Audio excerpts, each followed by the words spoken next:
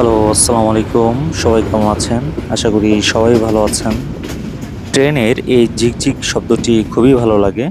আজকে ট্রেনে করে যাচ্ছি ময়মনসিংহে অবস্থিত গৌরীপুরের রাজবাড়িতে।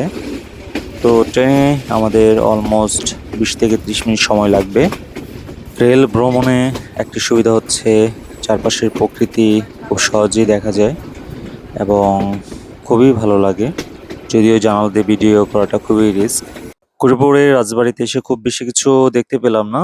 ২ টি স্থাপনা ছিল। খুবই পুরাতন। এখন এই জায়গায় লোকজন বসবাস করে, বাসা করে। বাট এর থেকে বেশি কিছু দেখা গেল না। আমরা আবার ট্রেনে করে ব্যাক হচ্ছি ময়মনসিংহে। সাথে আছে এরকম প্রকৃতির সবুজের গালিচা।